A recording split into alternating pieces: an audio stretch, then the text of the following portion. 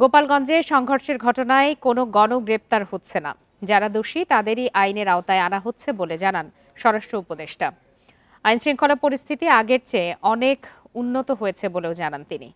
রবিবার দুপুরে স্বরাষ্ট্র মন্ত্রণালয়ে আইনশৃঙ্খলা সংক্রান্ত কোর কমিটির সভা এবং ঢাকা মেট্রোপলিটন ও তৎসংলগ্ন এলাকার আইনশৃঙ্খলা সংক্রান্ত বিশেষ সভা শেষে স্বরাষ্ট্র উপদেষ্টা এসব কথা বলেন। গোপালগঞ্জে সেনাবাহিনী গুলি করেছে এমন প্রশ্নে স্বরাষ্ট্র উপদেষ্টা বলেন, পরিস্থিতি অনুযায়ী ব্যবস্থা নেওয়া হয়েছে। গোপালগঞ্জের ঘটনায় রাজনীতি ছিল বলেও মন্তব্য করেন স্বরাষ্ট্র উপদেষ্টা। গোপালগঞ্জের পরিস্থিতি এখন আগের থেকে স্বাভাবিক হয়েছে। পর্যায়ক্রমে জরুরি অবস্থা তুলে নেওয়া হবে বলেও জানান তিনি। দেশের আইনশৃঙ্খলা পরিস্থিতি এখন আগের চেয়েও অনেক ভালো বলে মন্তব্য করেন স্বরাষ্ট্র উপদেষ্টা।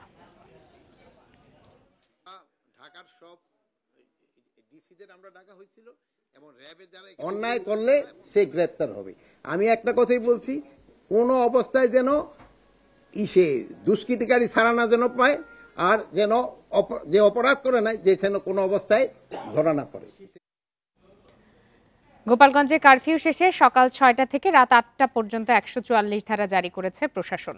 তবে এর আওতামুক্ত পরীক্ষার্থী, শিক্ষার্থী, সরকারি অফিস এবং জরুরি পরিষেবা। অনেকটাই স্বাভাবিক হয়ে আসছে শহরের পরিস্থিতি। এদিকে সংঘর্ষের ঘটনায় এখন পর্যন্ত ২৯১ জনকে গ্রেপ্তার করা হয়েছে।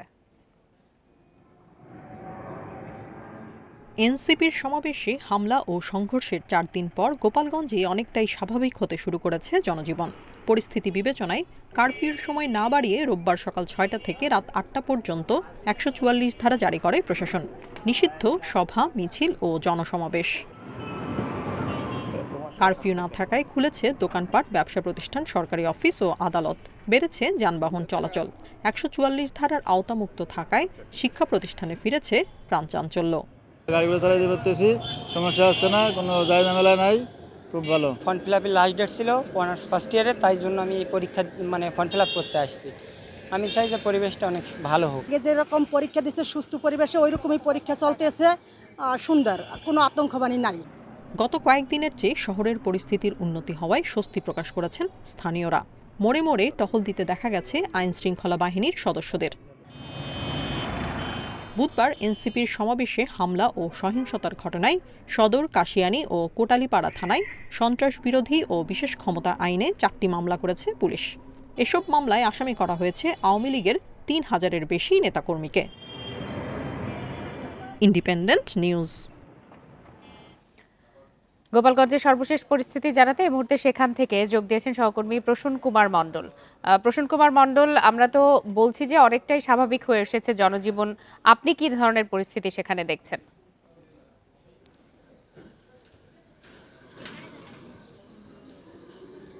গোপালগঞ্জে কিন্তু সকাল থেকেই সাধারণ মানুষ রাস্তায় বেরিয়েছে, শিক্ষার্থীরা বেরিয়েছে, কর্মজীবীরা বেরিয়েছে, শ্রমজীবী মানুষ বেরিয়েছে। সকালের দিকে কিছু দোকানপাট খুললেও কিছু সময় পরে আবার সেটি বন্ধ করে দেয়। যা জানেন, অনলাইনের মাধ্যমে একটি হরতালের ডাক দিয়েছিল আওয়ামী লীগ সরকার, আওয়ামী লীগ দলীয় নেতাকর্মীরা। সেই আওয়ামী লীগ দলীয় নেতাকর্মীদের ঘোষণার প্রেক্ষিতে কিন্তু গোপালগঞ্জের দোকানপাট পরবর্তীতে বন্ধ হয়ে যায় বলে আমরা লক্ষ্য করতে পেরেছি। এখন হরতালের কারণে বন্ধ হয়েছে নাকি 144-এর জন্য বন্ধ হয়েছে এটা কিন্তু কেউ বলেনি, প্রশাসন থেকেও বলেনি, সাধারণ জনগণ থেকেও বলেনি। তবে দোকানপাট একটা সময় পরে বন্ধ হয়ে যায়। আর গোপালগঞ্জে এই 144 চলাকালীন সময়ে আমরা যেটি লক্ষ্য করেছি, শহরে সাধারণ মানুষের চলাচল বেশ ছিল। শিক্ষার্থীরা স্কুলে খোলা থাকলেও স্কুলে আসেনি, তবে পরীক্ষার্থীরা এইচএসসি পরীক্ষায় বসেছিল। সকালে বেশ একটা জমজমাট অবস্থা ছিল শহরে। দুপুরের পরে অবশ্য শহরটা অনেকটা ফাঁকা হয়ে গেছে। তবে সড়কে রিক্সা, ভ্যান, বিভিন্ন ধরনের যানবাহন কিন্তু চলছে। আরেকটি বিষয় হচ্ছে, যেটি আমরা সাধারণ মানুষের কাছ থেকে জানতে পেরেছি, যে গ্রেপ্তার আতঙ্ক। এই গ্রেপ্তার আতঙ্কটাই কিন্তু বড় হয়ে দাঁড়িয়েছে গোপালগঞ্জের 5টি উপজেলায়, শুধু শহর নয়, এই গ্রেপ্তার আতঙ্ক গ্রামেও রয়েছে। গ্রামের মানুষও কিন্তু ঘরে ঘুমাতে পারছে না, কারণ হচ্ছে যারা দুষ্কৃতিকারী তারা কিন্তু এলাকায় নেই বলে সাধারণ মানুষ জানিয়েছে, কিন্তু ভয়ে আছেন সাধারণ মানুষ। এই গ্রেপ্তার আতঙ্ক থেকে তারা রেহাই পেতে চায় বলে সাংবাদিকদের কাছে তারা বিষয়টি তুলে ধরেছেন।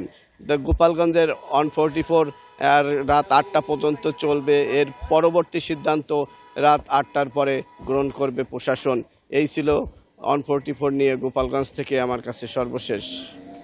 জানাচ্ছিলেন সহকর্মী প্রসূন কুমার মণ্ডল। প্রশাসনের বিভিন্ন স্থানে এখনও স্বৈরাচারের দোসররা আছে বলে মন্তব্য করেছেন জাতীয় নাগরিক পার্টির আহ্বায়ক নাহিদ ইসলাম। সকালে রাঙামাটি যাওয়ার আগে চট্টগ্রামের স্টেশন রোড এলাকায় জুলাই অভ্যুত্থানে শহীদ পরিবারের সঙ্গে সাক্ষাৎ শেষে তিনি এসব কথা বলেন। নাহিদ ইসলাম বলেন, অন্তর্বর্তী সরকারের উপদেষ্টা থাকাকালে শহীদ পরিবারদের নিয়ে বিভিন্ন উদ্যোগ নিয়ে চাপের মুখে পড়েন তিনি। উদ্যোগগুলো মাঠ পর্যায়ে পৌঁছায়নি বা পৌঁছাতে দেরি হয়েছে বলেও জানান তিনি। বলেন, প্রশাসনের বিভিন্ন জায়গায় স্বৈরাচারের দোসর থাকায় অনেক উদ্যোগ বাস্তবায়ন করা যায়নি। শহীদ পরিবাররা সঠিক সম্মান পাচ্ছে না বলেও মন্তব্য করেন তিনি। পরে দুপুরে রাঙামাটি পৌঁছান এনসিপি নেতারা।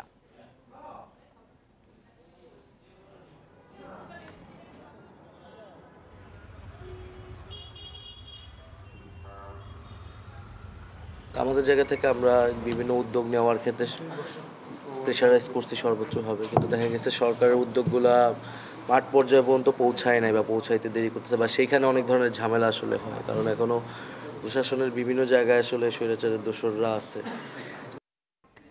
জুলাই আন্দোলনের বর্ষপূর্তিতে চাঁদপুরে গ্রাফিতি ও চিত্রাঙ্কন প্রতিযোগিতা অনুষ্ঠিত হয়েছে। দুপুরে চাঁদপুর সরকারি মহিলা কলেজের সীমানা প্রাচীরে এই প্রতিযোগিতার আয়োজন করা হয়। অংশ নেয় 40টি শিক্ষা প্রতিষ্ঠানের শিক্ষার্থীরা। জেলা প্রশাসক জানান, দেয়াল লিখনের জুলাই আগস্টে যারা জীবন দিয়েছেন ও বিভিন্নভাবে নির্যাতিত হয়েছেন সেই চিত্র এখানে উঠে এসেছে। পাশাপাশি দেশের সকল মানুষের অধিকারও তুলে ধরা হয়েছে। প্রতিযোগিতায় বিজয়ীরা বিভাগীয় ও জাতীয় চিত্রাঙ্কন প্রতিযোগিতায় অংশ নেয়ার সুযোগ পাবেন বলে জানান আয়োজকরা।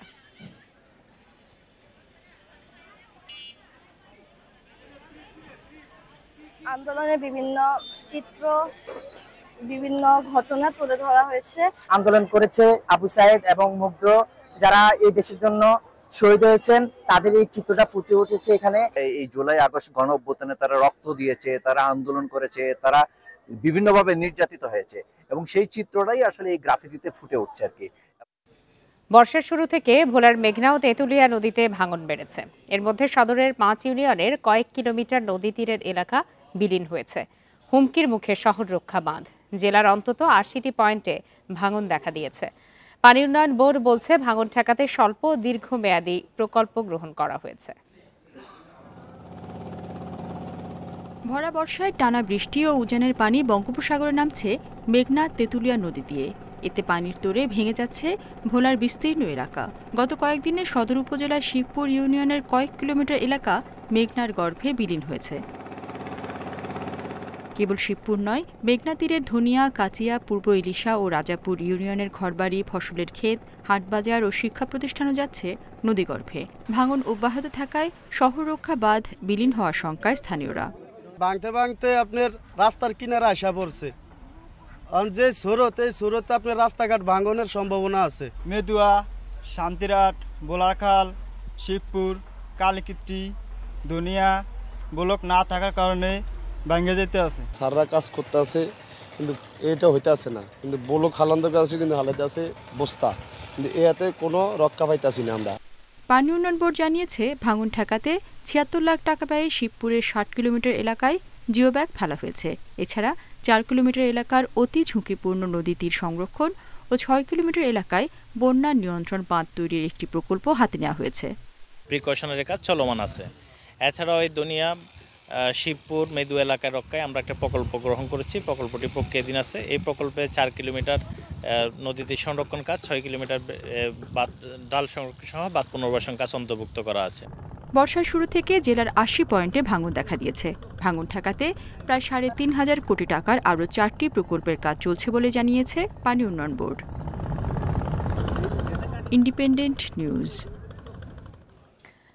শেরপুরের গারো পাহাড়ে হাতি ও অন্য বন্যপ্রাণীর খাদ্য নিশ্চিতে প্রথমবারের মতো গড়ে তোলা হচ্ছে খাদ্য বাগান, যেখানে হাতি ও বন্যপ্রাণীর জন্য ৬০ প্রজাতির ফলদ ও বনজ গাছের চারা লাগানো হয়েছে। বাগানটি তৈরি হলে বন্যপ্রাণীদের খাদ্য ঘাটতি মেটানো এবং মানুষ ও প্রাণীর সহাবস্থান নিশ্চিত হবে বলে আশা বন বিভাগের। ভারতের মেঘালয় সীমান্ত ঘেঁষা শেরপুরের শ্রীবরদী, ঝিনাইগাতি ও নালিতাবাড়িতে বন্য হাতির অবাধ বিচরণ। সবচেয়ে বেশি হাতি মেলে শ্রীবরদীর রাজার পাহাড়ে। তবে পাহাড়ে খাদ্য সংকটের কারণে লোকালয়ে আসতে বাধ্য হয় হাতি। 10 বছরে গারো পাহাড়ে হাতি মানুষ দ্বন্দ্বে মারা গেছে 36 জন মানুষ ও 35টি হাতি। মানুষ হাতি দ্বন্দ্ব নিরসনে গারো পাহাড়ে খাদ্য বাগান গড়ে তুলেছে বন বিভাগ। সেখানে চাপালিশ, কাজু বাদাম, জলপাই সহ 60 প্রজাতির ফলদ ও বনজ গাছের চারা রোপণ করা হয়েছে। বাগানগুলো করছে, এখন আইসে হাতি এসে এখানে ফলমূল খাবে, আমাদের বাড়ি ঘরে যাবে না। খাবার একটা সুযোগ তৈরি হবে, যার ফলে এরা বাড়ি ঘরে আক্রমণ করবে না, জনগণের মধ্যে আক্রমণ করবে না। হাতি, বানর, মায়াহরিণ সহ বিভিন্ন প্রাণীর খাদ্যাভ্যাস মাথায় রেখে বাগান তৈরির প্রকল্প নেওয়া হয়েছে। বাগানটি সম্পূর্ণ প্রস্তুত হলে লোকালয়ে হাতি আসার প্রবণতা অনেকটাই কমবে। আমার বিশ্বাস, হাতি যদি বনে খাবার পর্যাপ্ত পায় তাহলে হয়তোবা জনগণের বাড়ি ঘরে আক্রমণ করবে না। খাদ্য বাগান প্রাণীদের খাবার যোগান ছাড়াও পরিবেশ, জীববৈচিত্র্য ও স্থানীয়দের জীবনও পরিবর্তন আনবে বলছেন পরিবেশবিদরা। যদি সঠিক তদারকি হয় এবং এর নজরদারি বাড়ানো গেলে এই বনটি যদি এইখানে গড়ে উঠতে পারে তাহলে এইখানে নিরাপদে হাতি, বন্যপ্রাণী ও পাখি এরা তাদের প্রজনন করতে পারবে। আর বন বিভাগ বলছে এতে মানুষ ও প্রাণীর সহাবস্থান নিশ্চিত হবে। পশু পাখির খাদ্য উপযোগী বাগান করা হয়েছে, সেখানে বিভিন্ন ধরনের ফলের চারা আছে। আপনার যেমন হচ্ছে যে জলপাই, চাপালিশ, তারপর ডেওয়া, কাউ ফল, এই যে বিভিন্ন প্রজাতির ফলের যে ইয়াগুলো আছে, এখানে স্থানীয় যারা জনগোষ্ঠী আছে তারা হচ্ছে বন থেকে হচ্ছে এই ফলগুলো সংগ্রহ করে হচ্ছে যে খেতে পারবে আর কি। গারো পাহাড়ে 40 হেক্টর জমিতে প্রথমবার তৈরি করা হচ্ছে এই খাদ্য বাগান। Independent news. রাজশাহী সিটি কর্পোরেশনের নাগরিক সেবা নিশ্চিত করার দাবিতে সংবাদ সম্মেলন করেছে সচেতন নাগরিক সমাজ ও ঠিকাদার। রবিবার সকালে নগরীর একটি কমিউনিটি সেন্টারে সংবাদ সম্মেলনের আয়োজন করা হয়। অভিযোগ করা হয়, সাম্প্রতিক সময়ে নানা জটিলতায় নগরবাসী প্রত্যাশিত সেবা থেকে বঞ্চিত হচ্ছেন। জন্ম নিবন্ধন, নাগরিকত্ব, মৃত্যু সনদপত্র পেতে ভোগান্তিতে পড়ছেন তারা। ঠিকাদাররা ঠিক সময়ে বিল না পাওয়ায় শহরের উন্নয়ন কাজ ব্যাহত হচ্ছে। এসব সংকট সমাধানে কার্যকর উদ্যোগ না নেওয়া হলে 23 জুলাই থেকে ঠিকাদাররা রাজশাহী শহরের উন্নয়ন কাজ বন্ধ রাখবেন বলে হুঁশিয়ারি দেন।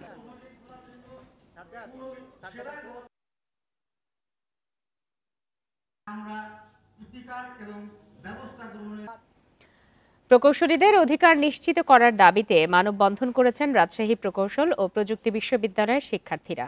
সকাল 11:30 থেকে প্রায় 2 ঘণ্টা নগরীর হেতেম খাঁ এলাকার নেসকো কার্যালয়ের সামনে এই মানববন্ধন কর্মসূচি পালন করেন তারা। এ সময় শিক্ষার্থীরা নেসকোর কাছে 3 দফা দাবি বাস্তবায়নের আহ্বান জানান। তাদের দাবির মধ্যে রয়েছে অ্যাসিস্ট্যান্ট ইঞ্জিনিয়ার পদে সরাসরি পরীক্ষার মাধ্যমে নিয়োগ দিতে হবে, সাব অ্যাসিস্ট্যান্ট ইঞ্জিনিয়ার পদে ডিপ্লোমা কোটা বাতিল করে সকল ইঞ্জিনিয়ারদের জন্য উন্মুক্ত করতে হবে। সেখানে অবস্থানকালে শিক্ষার্থীরা কোটা ও বৈষম্য বিরোধী বিভিন্ন স্লোগান দেন। পরে দুপুর 1:30টার দিকে নেসকো কর্তৃপক্ষ তাদের দাবি বিবেচনার আশ্বাস দিলে কর্মসূচি শেষ করেন রুয়েট শিক্ষার্থীরা।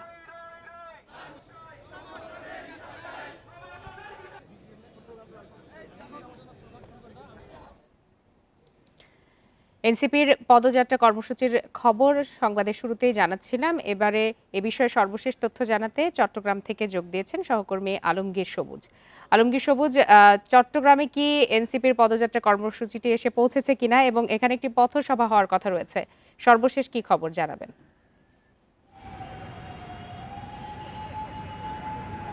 জাতীয় নাগরিক পার্টি এনসিপি তারা রাঙ্গামাটি থেকে তাদের যে পদযাত্রা রাঙ্গামাটিতে আজকে ছিল সেটা 2:30টার দিকে শেষ হয়েছে। আমরা যেটা খবর পেয়েছি 3টার দিকে তারা চট্টগ্রামের উদ্দেশ্যে রওনা হয়েছে এবং একটু আগে আমরা যে খবর পেলাম তারা ইতিমধ্যে চট্টগ্রাম শহরে প্রবেশ করেছে। একটু পরে আসলে এই 2 নম্বর গেট আমরা আজকে যেখানে যে সমাবেশের স্থল চট্টগ্রামের বিপ্লব উদ্যান আপনারা দেখছেন, এখানে মঞ্চ প্রস্তুত করা হয়েছে। তারা এটা অতিক্রম করে আমরা যেটা খবর পেয়েছি তারা দুপুরের খাবার খাবেন। এর জন্য তারা নিউ মার্কেট এলাকায় আমরা যেটা খবর পেয়েছি তারা হোটেল সৈকতে অবস্থান করবেন। সেখানে খাবার এবং বিশ্রাম শেষে তারা এই সমাবেশস্থল, যেটা 2 নম্বর গেটের বিপ্লব উদ্যান, যেখান থেকে জুলাই আন্দোলনের অনেক কর্মসূচি এখান থেকে হয়েছিল গত বছর, সেই বিপ্লব উদ্যানে তারা সমাবেশে মিলিত হবে। আগে যেমনটা আমাদেরকে জানানো হয়েছিল, তারা রাঙ্গামাটি থেকে চট্টগ্রাম নগরের বহদ্দার হাট এসে সেখান থেকে পদযাত্রা করে মুরাদপুর হয়ে এখানে এসে সমাবেশ করবেন। কিন্তু একটু আগে আমাদেরকে জানানো হয়েছে তাদের যে রুট ম্যাপ সেটা কিছুটা পরিবর্তন হয়েছে। তারা প্রথমে দুপুরের খাবার খাবেন, সেই জন্য তারা নিউ মার্কেট এলাকায় চলে যাবে। সেখানে খাবার শেষে বিশ্রাম শেষে তারা সরাসরি এখানে আসবেন সমাবেশ, এবং এরপরে তারা পদযাত্রা করবেন বলে এখন পর্যন্ত আমরা নিশ্চিত হয়েছি। এর মধ্যে আসলে মঞ্চ তো প্রস্তুত হয়েছে, আপনারা দেখছেন নিশ্চয়ই। মঞ্চে একটু আগে পুলিশ বিভাগের যারা নিরাপত্তার দায়িত্বে আছেন তারা এখানে পরীক্ষা নিরীক্ষা করেছেন কোনো ধরনের বিশৃঙ্খল যাতে পরিস্থিতি না ঘটে সেজন্য তারা সতর্ক পহরায় আছেন। এবং আমরা দেখি আইন শৃঙ্খলা রক্ষাকারী বাহিনীর অনেক পুলিশের উপস্থিতি দেখেছে এই 2 নম্বর গেটের এলাকা জুড়ে, এবং একটু পরপর আসলে মানুষজন আসছে এবং আমরা খবর পেয়েছি বিভিন্ন উপজেলা থেকে মিছিলে করে এখানে এনসিপির নেতাকর্মীরা এই সমাবেশে যোগ দেবেন এবং তারা আশা করছেন অন্তত 10,000 মানুষের সমাগম হবে আজকের এই এনসিপির সমাবেশে। চট্টগ্রাম থেকে জানাচ্ছিলেন সহকর্মী আলমগীর সবুজ। ঝালকাঠির রাজাপুরে মঠবাড়ি মোহাম্মদিয়া দাখিল মাদ্রাসায় পরীক্ষার সময় ভবনের পলেস্তারা খসে পড়ে আহত হয়েছেন 7 শিক্ষার্থী। সকাল 10:30টার দিকে নবম ও দশম শ্রেণীর দ্বিতীয় সাময়িক পরীক্ষা চলার সময় এই দুর্ঘটনা ঘটে। আহতদের প্রাথমিক চিকিৎসা দেওয়া হয়েছে। তাদের একটি নিরাপদ কক্ষে স্থানান্তর করে পরীক্ষা নেওয়া হয়। এ ঘটনায় শিক্ষার্থীদের মধ্যে আতঙ্ক ছড়িয়ে পড়ে। দুর্ঘটনার পরপরই অনেক অভিভাবক মাদ্রাসায় ছুটে আসেন সন্তানদের খোঁজ নিতে। অভিযোগ আছে, দীর্ঘদিন ধরে সংস্কার না হওয়ায় ভবনটি মারাত্মক ঝুঁকিপূর্ণ হয়ে ওঠে।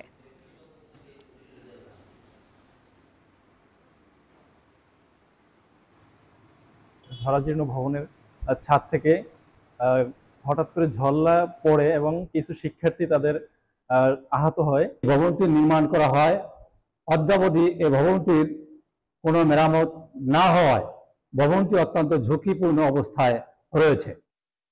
নেত্রকোনার দুর্গাপুরে ঘর থেকে ঝুলন্ত অবস্থায় থাকা এক দম্পতির মরদেহ উদ্ধার করেছে পুলিশ। সকালে কুল্লাগাড়া ইউনিয়নের কুড়ালিয়া গ্রাম থেকে তাদের মরদেহ উদ্ধার করা হয়। নিহতরা হলেন ওই গ্রামের রহিম উদ্দিনের মেয়ে ঝুমা আক্তার ও স্বামী সোহাগ।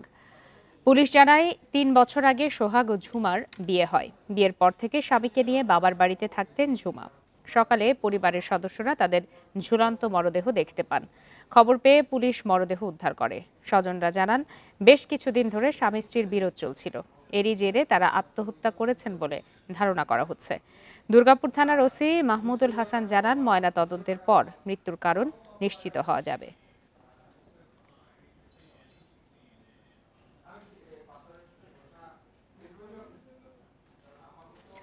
চাঁপাইনবাবগঞ্জের জোহরপুর সীমান্ত দিয়ে অবৈধভাবে ভারতে যাওয়ার পর নিখোঁজ রয়েছেন মোহাম্মদ লালচাঁদ নামে এক বাংলাদেশি যুবক।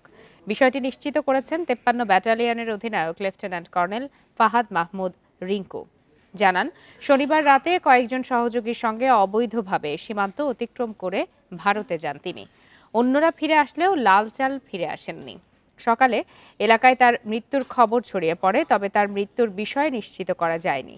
এ ঘটনায় ভারতীয় সীমান্তরক্ষী বাহিনী বিএসএফ এর সঙ্গে যোগাযোগের চেষ্টা চলছে।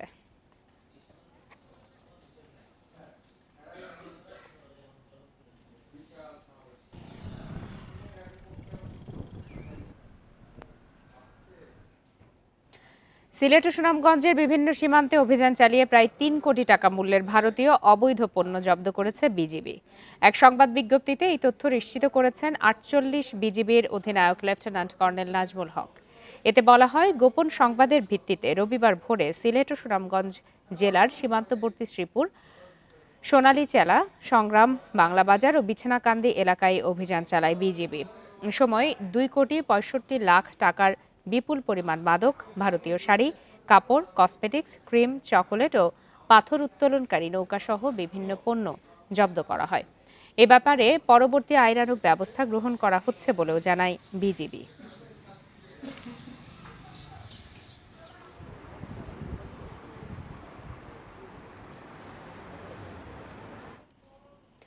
সমালোচনার মুখে ময়মনসিংহ শহরের হরিকিশোর রায় রোডে 200 বছরের পুরানো বাড়ি আর ভাঙা হচ্ছে না।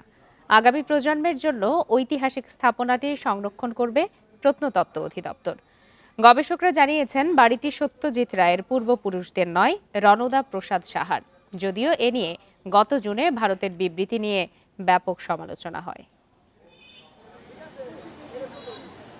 বিশিষ্ট চলচ্চিত্রকার সত্যজিৎ রায়ের ময়মনসিংহের পূর্বপুরুষের বাড়ি ভাঙা হচ্ছে, এরকম একটি খবর ছড়িয়ে পড়ে সামাজিক যোগাযোগ মাধ্যমে। এ নিয়ে ভারতের পশ্চিমবঙ্গের মুখ্যমন্ত্রী ও ভারত সরকারের পক্ষ থেকে গত 15 জুলাই বিবৃতিও দেয়া হয়, যা নিয়ে সৃষ্টি হয় ব্যাপক সমালোচনা। 200 বছরের পুরনো বাড়িটির মালিকানা নিয়ে মাঠে নামে জেলা প্রশাসন। তবে ভাঙা বাড়িটি সত্যজিৎ রায়ের নয়, রণদা প্রসাদ সাহার বলে জানান গবেষকরা।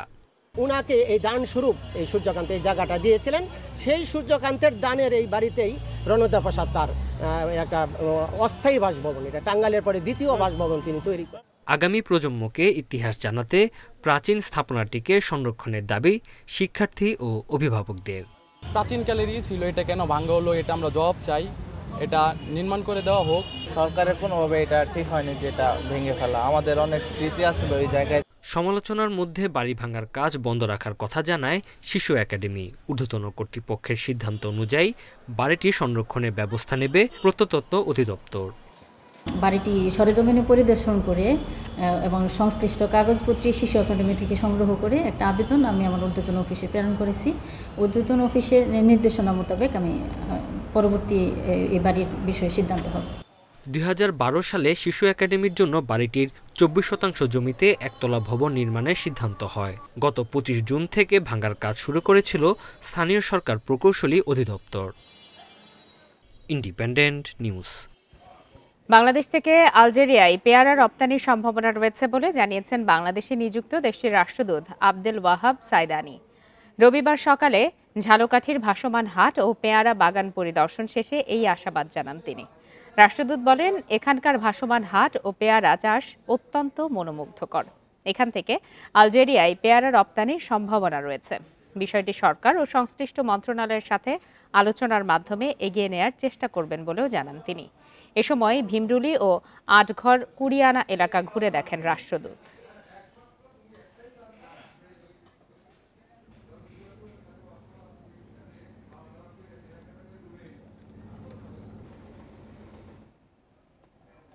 দেশের দ্বিতীয় বৃহত্তম সবজির বাজার কুমিল্লার নিমসার। মাঝরাত থেকে সকাল পর্যন্ত এই পাইকারি বাজারে চলে বেচাকেনা। দৈনিক বিক্রি 2 থেকে 3 কোটি টাকা। আবহাওয়া ও সবজির সরবরাহের উপর নির্ভর করে এই বাজারের দাম দর। ঢাকা চট্টগ্রাম মহাসড়কের পাশে কুমিল্লার বুড়িচংয়ের নিমসার বাজার। মাঝরাত থেকেই এখানে বিক্রেতা ও পাইকারদের ভিড়। দেশের দ্বিতীয় বৃহত্তম এই কাঁচা বাজারে সারা দেশ থেকে আসেন ক্রেতারা। রাজধানীর কারণ বাজারের পর এই বাজারে সবচেয়ে বেশি কাঁচা শাকসবজি আসে দেশের নানা প্রান্ত থেকে। নিমসার বাজার থেকে পাইকাররা ট্রাক ভরে কিনে বিক্রি করেন স্থানীয় বাজারে। আমি নাটক থেকে আনি, আর অন্যান্য জনকে মহাস্থান থেকে আনে, দিনাজপুর থেকে আনে, ঠাকুরগাঁও থেকে আনে, পঞ্চগড় থেকে আনে। রাত্রে নামে আবার সকালেও বিক্রি হয়ে যায়, একটা মালও বাসি হয়। সম্প্রতি অতিবৃষ্টি বিভিন্ন এলাকায় জলাবদ্ধতার কারণে নিমসার বাজারে শাকসবজির দাম প্রতিদিনই ওঠানামা করছে। আড়তদাররা জানান, সরবরাহ কম থাকলে স্বাভাবিকভাবেই সবজির দাম বাড়ে। তবে গত সপ্তাহের তুলনায় এ সপ্তাহে দাম কিছুটা কম। কম আসে তাহলে হয়তো রেটটা একটু বাড়তি থাকে, আর মাল যদি আমদানি বেশি থাকে তাহলে রেটটা একটু কম থাকে। রাত্রে শশার বাজার আসলে 1400 টাকা কি 1500 টাকা। এখন শশা শর্ট বাজারে এই কারণ নাই দিকে, এখন 2100 টাকা 2000 টাকা বেশি। এই যে 6 টাকা কিনা নিচ্ছি 10 টাকা বিক্রি করি, খরচ আছে, গাড়ি ভাড়া আছে, এরকম আর কি। 2 টাকা 3 টাকা এক মোড়ায় পাই আর কি। কুমিল্লার নিমসার বাজারে শাকসবজির পাশাপাশি সারা দেশ থেকে আসা বিভিন্ন ফলমূলও বিক্রি হয়। বুড়িচং উপজেলা প্রশাসনের অধীনের এই বাজারটি ইজারার মাধ্যমে পরিচালিত হয়। Independent news. তারুণ্যকে প্রযুক্তি নির্ভর মানব সম্পদে পরিণত করতে বরিশালে গড়ে তোলা হয় IT training and incubation centre. প্রায় 80 কোটি টাকা ব্যয়ে 6 তলা বিশিষ্ট ভবনটির নির্মাণ কাজ শেষ হয় 3 বছর আগে। 2022 সালের জুলাইয়ে উদ্বোধন করা হলেও শুরু করা যায়নি কার্যক্রম। এখন সেখানে সৃষ্টি হয়েছে ভুতুড়ে পরিবেশ, কাজে আসছে না অবকাঠামোটি। 2017 সালে বরিশালের নথুল্লাবাদ এলাকায় 2.5 একর জমির উপর শুরু হয় আইটি ট্রেনিং অ্যান্ড ইনকিউবেশন সেন্টারের নির্মাণ কাজ। 2021 সালের 31 ডিসেম্বরের মধ্যে চালুর কথা থাকলেও এখনও অকার্যকর অবস্থায় পড়ে আছে কেন্দ্রটি। বিল বাকি, তাই পানি ও বিদ্যুৎ সরবরাহ বন্ধ। সেন্টারটিতে 5 জন কর্মী থাকলেও কাজের সুযোগ না থাকায় অলস সময় পার করছেন তারা।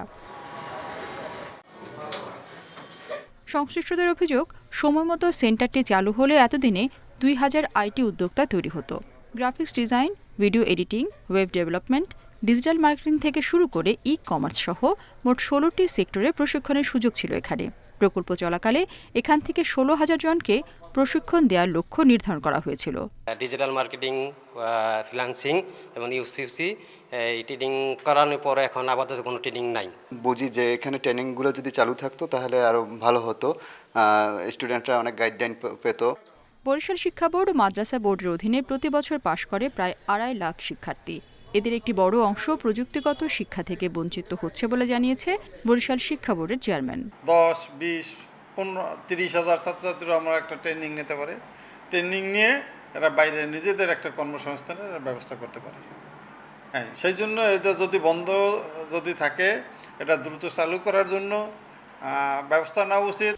কেন্দ্রটি দ্রুত চালুর উদ্যোগ নেওয়া হয়েছে বলে জানিয়েছে জেলা প্রশাসন। সংশ্লিষ্ট মন্ত্রণালয়ের যে পিডি আছে তার সাথে আমাদের যোগাযোগ হয়েছে, এখনও পুরোপুরি কাজটা কমপ্লিট হয় নাই।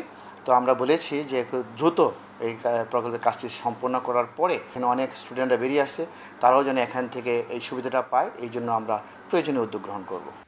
দেশের দক্ষিণাঞ্চলের প্রযুক্তি উন্নয়ন ও তারুণ্যের কর্মসংস্থানে গুরুত্বপূর্ণ ভূমিকা রাখার কথা ছিল এই সেন্টারটির, কিন্তু সরকারি উদ্যোগের অভাবে তা বাস্তবায়ন হচ্ছে না। Independent news. খুলনায় হোগলা পাতার ঝুড়ি আর সুপারি গাছের খোলের তৈরি প্লেট যাচ্ছে ইউরোপ আমেরিকায়। ঝুড়ি ও প্লেট তৈরি করে স্বাবলম্বী হচ্ছেন নারীরাও।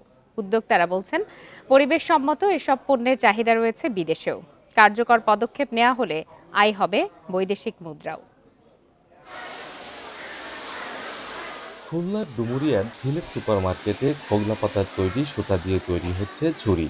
ঘরের সরঞ্জামাদি রাখতে পরিবেশসম্মত এই ঝুড়ির চাহিদা রয়েছে বিদেশে। একদিনে একজন ঝুড়ি তৈরি করছেন 2 থেকে 3টি। এ থেকে আয় দিয়ে সংসারে আসছে আর্থিক স্বচ্ছতা।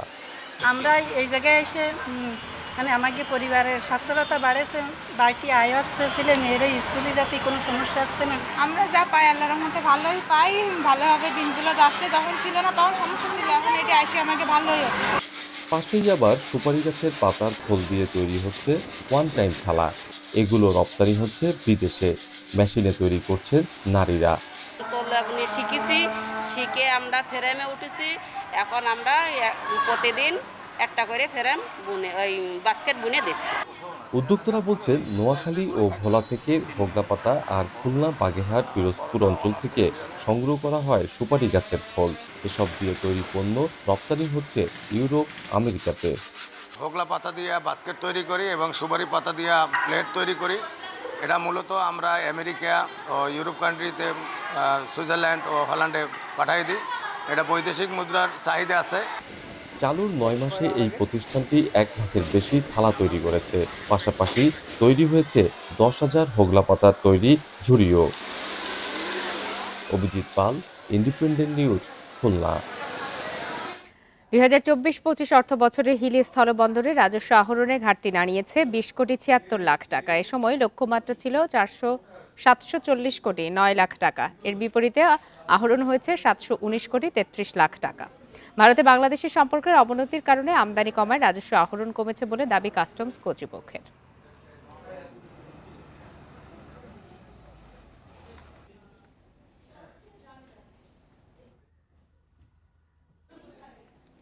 এরই সাথে শেষ করছে আজকের সমগ্র বাংলাদেশ। ইন্ডিপেন্ডেন্ট টেলিভিশনের সব খবরের আরো বিস্তারিত জানতে চোখ রাখুন ফেসবুক, ইউটিউব আর এক্সে। ধন্যবাদ সবাইকে।